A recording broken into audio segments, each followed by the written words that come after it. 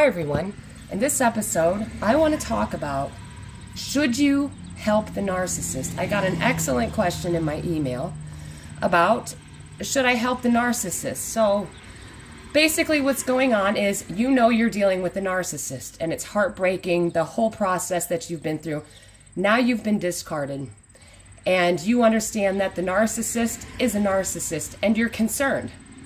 And then you happen to find out that the narcissist is really having a hard time in life. All that time people spend hoping the narcissist gets their karma for all the nasty stuff the narcissist did. And then you find out that the narcissist is not living their best life. They're in a bad relationship. The person they discarded you for turned out to be probably another narcissist, and is actually treating the narcissist terribly. The narcissist actually discarded you for someone that treats them badly. And maybe they've lost things. Maybe they're not doing well, their health.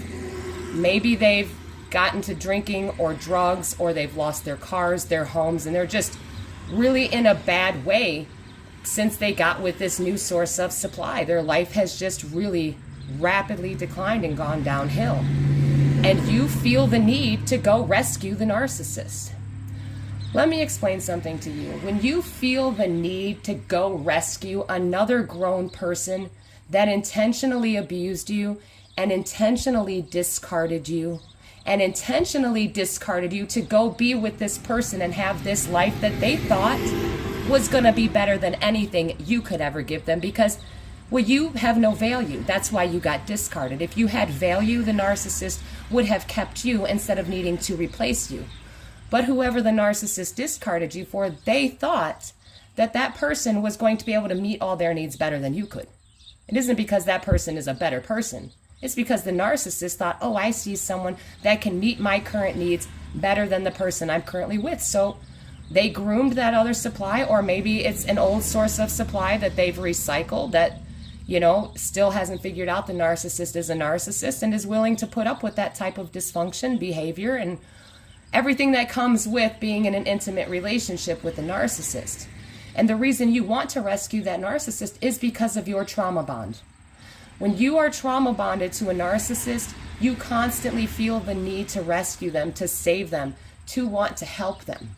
And I promise you that once you completely detox from the trauma bond and you are no longer emotionally, energetically, any attachment to the narcissist, once that's gone, once that trauma bond is gone and you have healed from it, and that also includes doing the work on yourself and healing your inner wounds and understanding why you put up with being with the narcissist in the first place, and you come to understand that it was conditioning as a child. You were conditioned to be okay with the bare minimum. You were conditioned to be accepting of devaluation.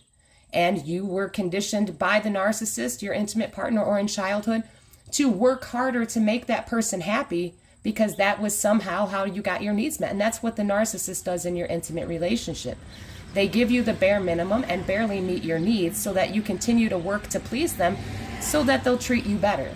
And as you know, they never do. They just randomly reward you here and there to give you a hit of dopamine to keep you trapped in the cycle of abuse with them. So the reason why you feel the urge to rescue that narcissist, sure, you care, could be out of love, but it's your trauma bond. And if you rescue a narcissist, you are enabling them. And I know this can be hard. I understand, because seeing someone that you care about in a really bad way, it's hard to accept, and it's hard to just let them go and let them live out what they chose over you. But you have to do it. Because of the narcissist disorder, if you reach out to them, if you attempt to rescue them, you are feeding their disorder. You are giving them narcissistic supply. You are enabling their behavior. And if the narcissist can successfully manipulate you to rescuing them financially, maybe they need shelter, whatever it is that the narcissist is lacking in their current situation, that their life has completely fallen apart, they now need you for something. But the narcissist is going to go about it all wrong to get you to hoover them, to help them. And when you do that, it enables their behavior. And if you take the narcissist back and you do rescue them out of this terrible situation, once you do that, because of the narcissist disorder, it will cause them to want to put you through extreme devaluation for doing such a thing. You rescuing them triggers something inside of them, and it makes them feel all the things that they don't want to feel. So they perceive that it's coming from the external environment when they feel discomfort. And I know you think, how can a person feel discomfort if I'm rescuing them? Well, that is because the narcissist has spent so much time devaluing you, telling you you are beneath them, discarding you, replacing you with someone they told you was better than you because they don't want you. This person's better. And so for them to have to need you after they placed you beneath them, that triggers shame. It triggers rage. It makes all that self-hatred and all their insecurities come to the top. And they feel that it's your fault that they're feeling that way because you rescued them, because you helped them. That triggered all their insecurities inside and all their unhealed wounds. And now they need to project all of that onto you. So they must devalue you because they blame you for making them feel that way. They don't understand that they feel that way because they don't want to take accountability. So they have to blame you. So the more you rescue that narcissist, the more you enable their disorder and their behavior, and it will cause them to devalue you more.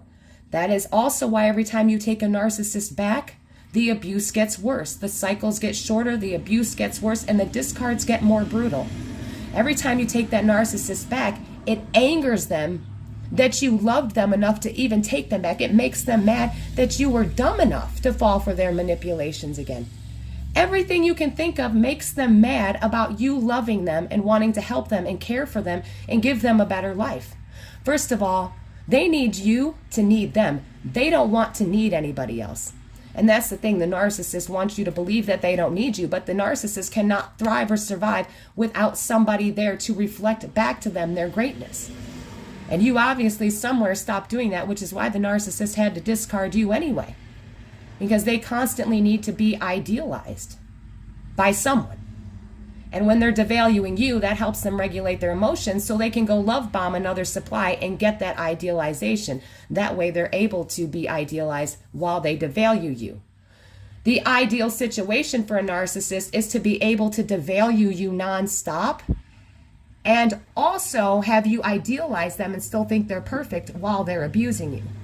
And since you are incapable of fulfilling that role perfectly, they must devalue you and then go get idealized by another source of supply. So when you rescue the narcissist, that enables this whole cycle, this whole disorder, and it'll come back worse. And that is why, and I know it's hard, but you have to step back and let the narcissist live the life that they chose over you. And I know for me, and like I said, if you still want to rescue a narcissist, that's your trauma bond. That's your addiction to them. They conditioned you and trained you to feel that way. And you feel like if you don't do something that maybe, again, narcissists have made you internalize to think everything is your fault. So if their life goes bad, you're like, oh man, if I just would have helped them. But that's how the narcissist conditions you to believe.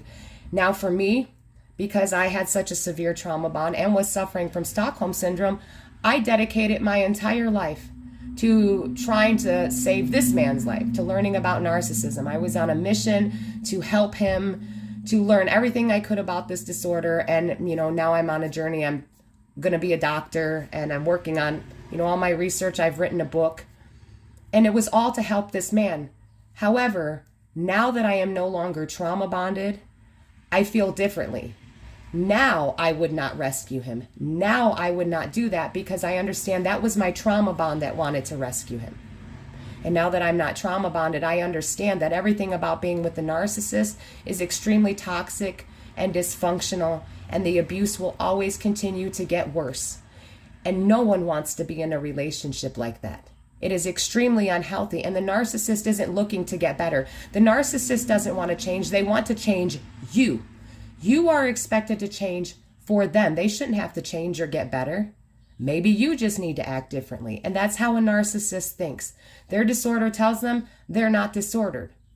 And when they're abusing you, making conscious decisions when it's not out of a defense mechanism, they abuse you and devalue you because they feel entitled to do that to you. Just like the narcissist feels entitled to your resources, and you should be helping them and you should be rescuing them. However, when you do that, it enables their disorder, and then you get devalued in extreme ways because you helping the narcissist triggers something inside of them that gives them discomfort, their insecurities, and then they have to devalue you. They project all what they're feeling onto you. So once you go through all this and you internalize the narcissist projections, the cycle starts over and everything will replay the way it did when you were in the relationship with the narcissist. I hope this video helped answer the question. It's a great topic. I'd like to do more on this topic. I don't want to make the video too long. Thank you again for submitting your questions. I've got a lot of really good questions, and I look forward to answering them for all of you. So thank you again for listening. Thank you for your support. Stay safe, stay strong, and keep getting the knowledge. You are all going to be amazing.